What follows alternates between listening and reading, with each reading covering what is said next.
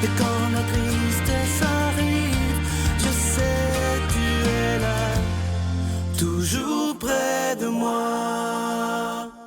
Bon lundi, j'espère que vous avez passé une belle fin de semaine. C'est un long congé. La majorité d'entre vous sont en congé aujourd'hui. Alors, je vous souhaite une belle journée de repos, mais on continue à méditer sur la priorité des priorités qui est la parole de Dieu. Mais juste avant, on rejoint, comme on le fait tous les lundis, M. Eddie Savoie.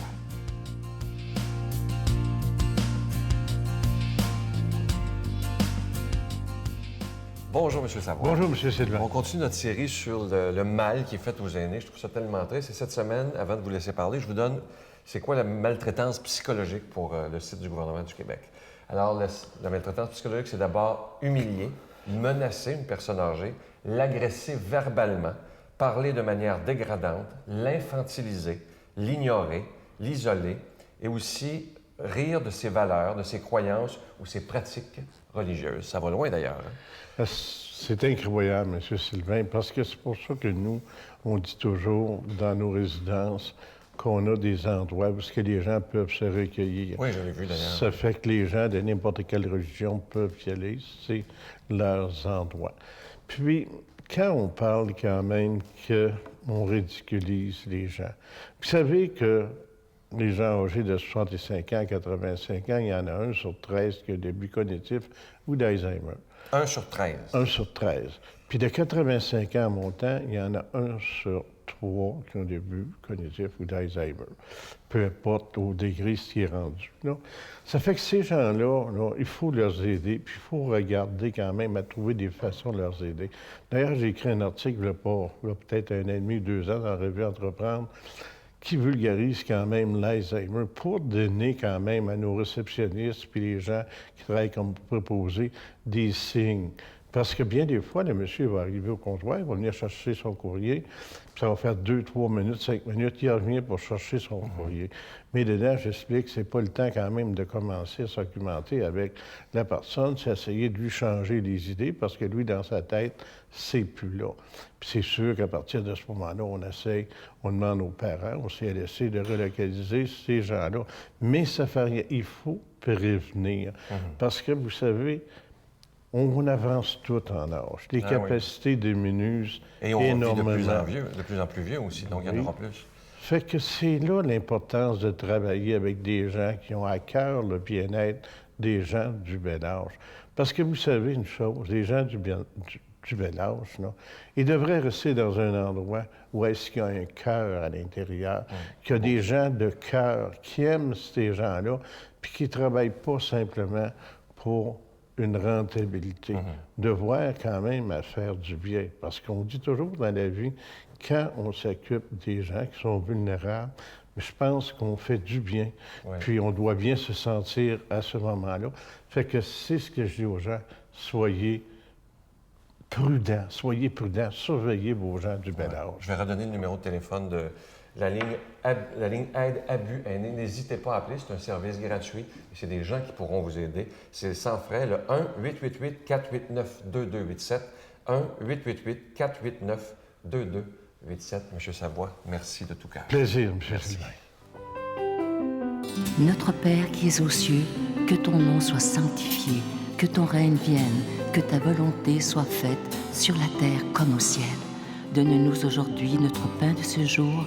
Pardonne-nous nos offenses, comme nous pardonnons aussi à ceux qui nous ont offensés. Et ne nous soumets pas à la tentation, mais délivre-nous du mal, car c'est à toi qu'appartiennent le règne, la puissance et la gloire, pour les siècles des siècles. Amen.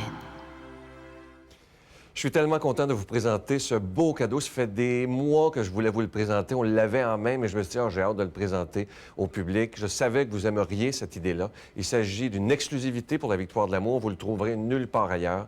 Il s'agit du bracelet de la prière de la sérénité. Imaginez être capable de porter ce bracelet qui ne ternira jamais. Vous avez ma parole, vous le voyez à l'écran. Et on voit bien ce qui est écrit dessus. C'est ça qui est beau. C'est la prière complète de la prière de la sérénité. Je vous rappelle que ce bracelet est déjà béni et vous le recevrez avec un don de 25 $ et si vous en voulez 2, parce que ça se donne tellement bien en cadeau, avec un don de 40 $. Je vous rappelle que lorsque vous faites un don, ça nous permet de continuer à produire et diffuser les émissions depuis plus de 18 ans, imaginez, à la télévision, par Internet, avec Facebook, Tous les moyens modernes sont bons pour annoncer la parole de Dieu. Alors, je vous remercie de tout cœur en ce mois de juillet, qui est un mois toujours plus stressant au niveau des finances, mais moi, je vous fais confiance. Alors, je vous donne l'adresse. La Victoire de l'Amour, casier postal 120, succursale Boucherville à Boucherville, le J4B 5E6, je vous la redonne. La Victoire de l'Amour, casier postal 120, succursale Boucherville à Boucherville, le J4B 5E6. Également par carte de crédit par téléphone dans le 514-523-4433, 523-4433 ou sans frais le 1-888-811-9291, 1-888-811-9291 et aussi sur notre site Internet, le www.lavictoiredelamour.org et sur notre page Facebook. Je vous rappelle que pour la période estivale, nos bureaux sont ouverts du lundi au jeudi de 8h à 4h l'après-midi. Merci.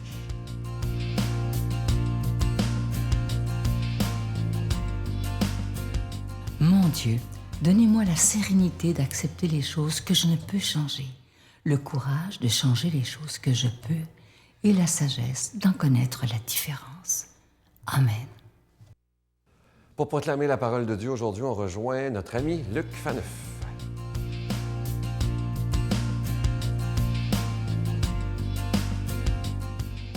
Bonjour, merci d'être là à votre méditation quotidienne de la parole de Dieu en ce 1er juillet. Bon début de vacances et félicitations d'être là si vous débutez vos vacances en ce début de juillet. Donc, dans l'Évangile d'aujourd'hui, on va voir que Jésus va nous révéler le secret d'une vie spirituelle authentique, donc d'une vraie vie chrétienne. Mais avant, demandons à l'Esprit Saint, celui-là même qui a inspiré toute la Bible, qui a guidé la vie de Jésus et qui guide nos vies, de venir dans nos esprits et nos cœurs, afin que cette parole de Dieu entendue porte du fruit dans nos vies. Jésus, voyant la foule autour de lui, donna l'ordre de partir vers l'autre rive du lac.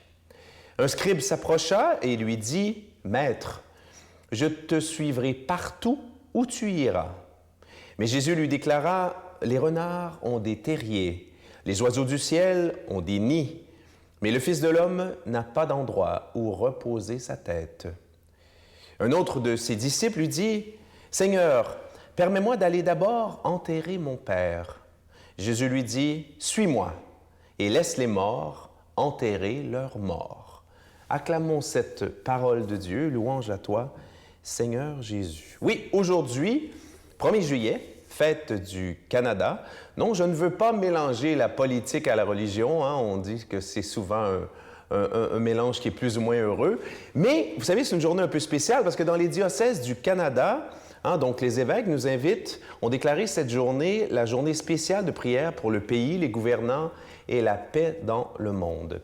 D'accord, il ne faut peut-être pas mélanger la politique et la religion, mais il reste quand même qu'il est de notre devoir, et c'était déjà très présent dans le Nouveau Testament, de prier pour nos dirigeants, pour tous ceux qui nous gouvernent. Ici, on est en régime démocratique, donc pour ceux et celles qu'on a élus, qu'on a envoyés, qu'on a députés, le mot député veut dire envoyé en latin, pour nous représenter, soit à la Chambre des communes ou à l'Assemblée nationale, même, je dirais, à la limite, dans nos mairies de quartier et tout le reste. Pourquoi prier? Oui, on rend à César ce qui est à César, mais à Dieu ce qui est à Dieu. Et ce qui est à Dieu, c'est l'homme. C'est l'homme, c'est l'homme. C'est le cœur de l'homme. Et c'est pour ça qu'il faut prier, parce qu'au fond, on est gouverné par des hommes qui gouvernent des hommes, d'autres hommes. J'ai homme avec un grand H, évidemment, ça inclut la femme.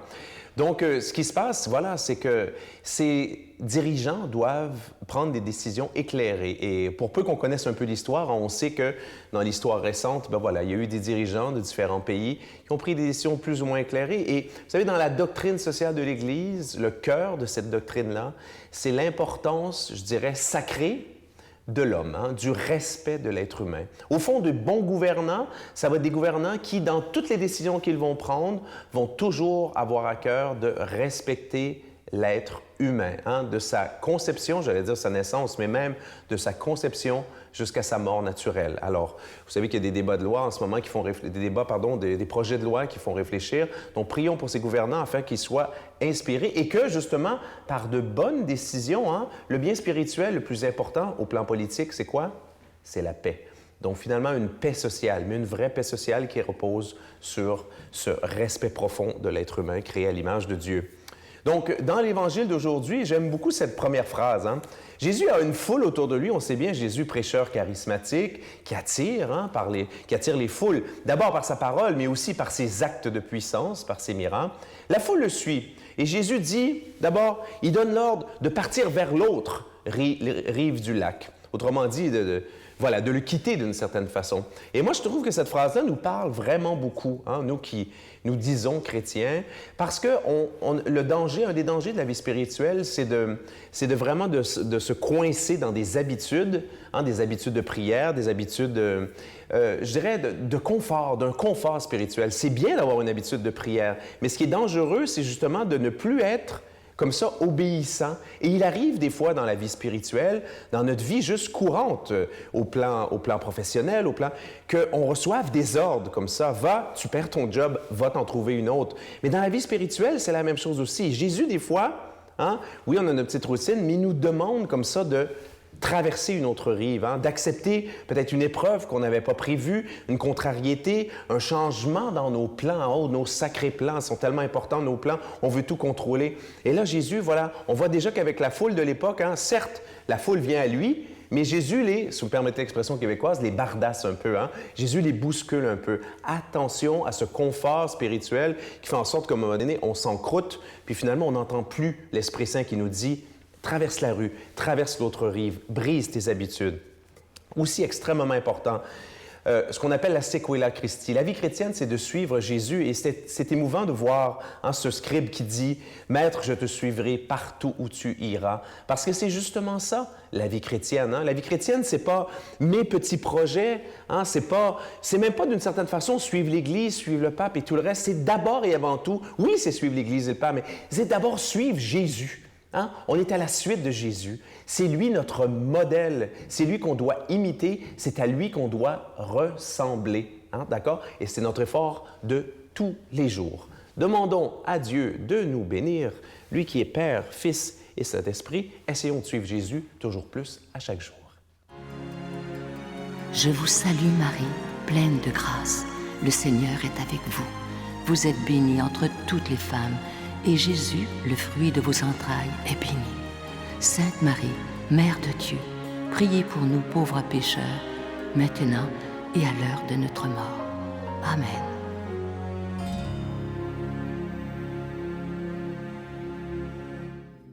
La retraite du printemps étant déjà complète, nous vous invitons à la grande supplémentaire de cet automne qui aura lieu les 4, 5 et 6 octobre prochains à l'hôtel Le Dauphin, à Drummondville. Sous le thème « Si tu savais le don de Dieu », venez vivre des moments inoubliables en compagnie de l'abbé Robert Jolicoeur, l'abbé Robert Lemire, Dolly Dimitro, Sylvain Charon et Miguel Padilla.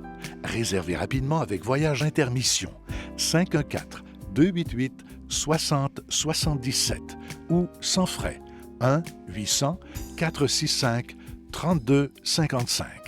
Venez vivre une fin de semaine exceptionnelle, remplie d'amour, de joie et de paix.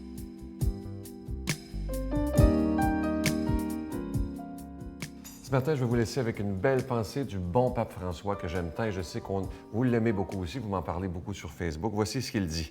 L'esprit de consommation nous a habitués au gaspillage, mais la nourriture que l'on jette, c'est comme si elle était volée aux pauvres et aux affamés.